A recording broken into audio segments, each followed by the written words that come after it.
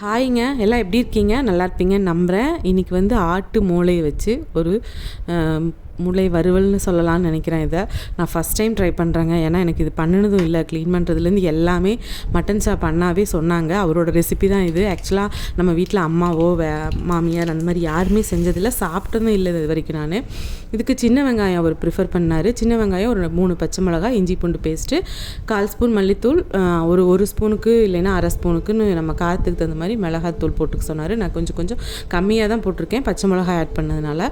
அப்புறம் கடைசியாக நம்ம பெப்பர் போட்டிருக்கிறேன். என்னென்னா நம்ம எப்போ போல் கடுகு தாளிச்சிட்டு வெங்காயம், சின்ன வெங்காயம், பச்சை மிளகாய், கருவேப்பிலை எல்லாம் வதங்கினதுக்கப்புறம் 1/4 ஸ்பூன் மஞ்சத்தூள், ஒரு அரை டீஸ்பூன்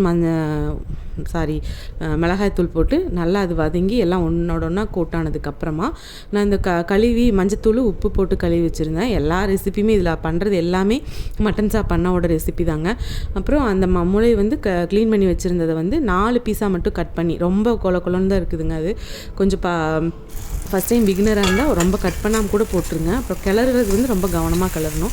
இப்படி கிளறி முடிச்சது தண்ணி லைட்டாக தொளிச்சு விட்டு மூடி வச்சிங்கன்னா கொஞ்சம் நேரத்துலேயே சீக்கிரம் வெந்துருது தான். இது கூட அண்ணா என்ன சொன்னாங்கன்னா, ஒரு 2 முட்டை உடச்சி ஊற்றிக்கிட்டிங்கன்னா உங்களுக்கு ஃபஸ்ட் டைம் சாப்பிட்றப்ப முட்டை சாப்பிட்ட மாதிரி தான் இருக்கும் அப்படின்னாங்க. ஆக்சுவலாக அந்த மாதிரி தாங்க இருந்துச்சு. ஆனால் கொஞ்சம் காரம் இல்லாமல் எல்லாத்துக்கும் பிடிக்குமான்னு சொல்ல முடியாது. ஆனால் ட்ரை பண்ணி பார்க்கலாங்க. இது எப்படி இருக்குமோ, செய்ய முடியாதோன்னு நினைக்கிறவங்க ஒன்றுமே இல்லை, ஈஸியாக இந்த மாதிரி செஞ்சு பார்க்கலாம். கண்டிப்பாக கடைசியாக மல்லித்தலையும் பெப்பரும் தூவி இறக்குனா இந்த டிஷ் ரெடிங்க. மூளை வறுவல், மூளை முட்டை தொக்கு, இந்த மாதிரி எது வேணாலும் வச்சுக்கலாம், பேர் வச்சுக்கலாங்க.